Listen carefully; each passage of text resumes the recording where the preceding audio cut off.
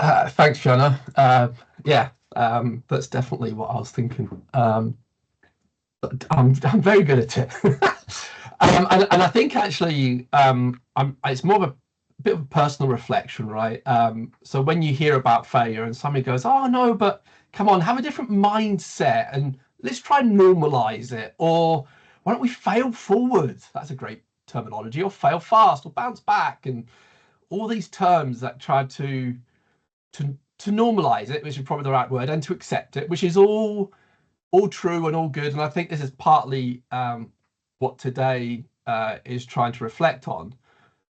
But it does still hurt, right? It is still a bit of an emotional response to failure. So yes, I think we have these mechanisms that we can try and cope, but still it is quite an emotional thing when you feel like that you failed.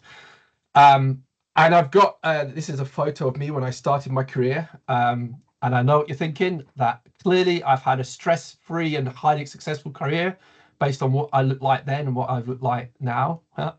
um, but when I started as a software developer, I really did have this kind of naive ambition that one bit of line of code at a time, I could change the world and really make a difference by the software that I developed. And in some ways, I haven't lost that naivety, which I think is still an important part of what I do.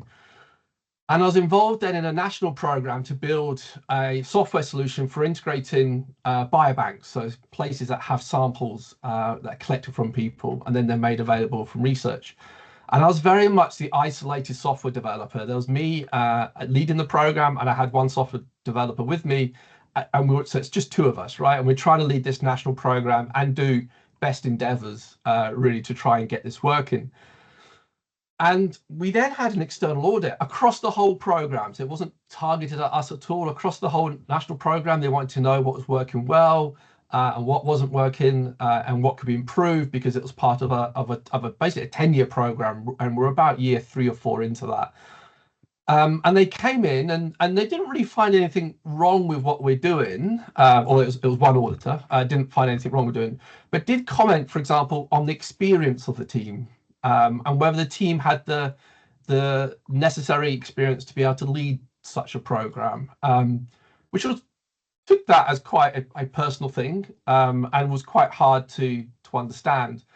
But what I did do actually then, I got back in touch with the auditor and just wanted to talk through all the things that were in that report. Some of them we already knew about, were spot on, we were aware of it, but we didn't necessarily know how to deal with this scenario. And that's kind of what he was pointing at.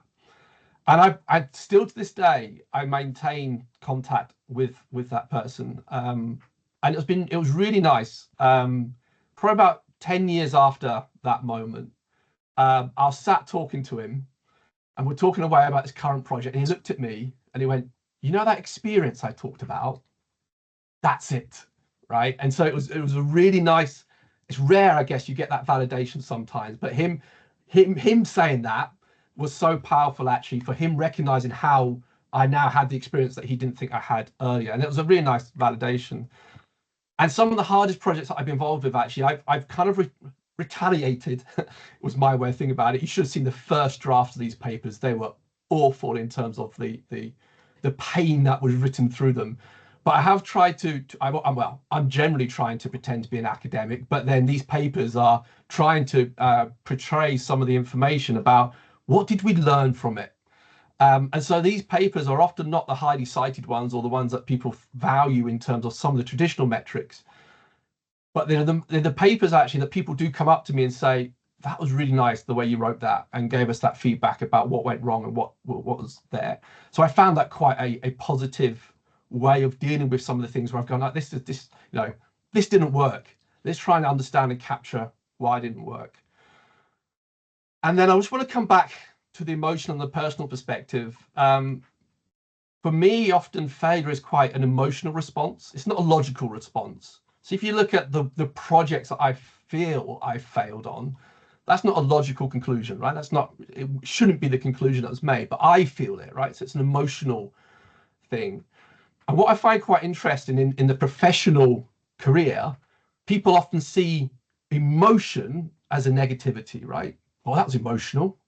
And sometimes we try and suppress emotion a little bit too much. And I feel as a way of trying to manage failure, it's actually about creating a safe space for emotions. And so some of my best mentors and managers and also peers are people that have allowed me to vent. You know, that part when you've had that, you feel like something's failed and you just need to scream and shout and cry and just get all of that out of there to help you do that. Sometimes a professional workspace can be really hard to manage emotion. Whereas failure to me is a lot about how do you manage the emotion of failure and that personal feeling of failure. So that was it from me. Short, sharp, personal reflection, but then also how do we manage emotion in the workplace and the professional workspace?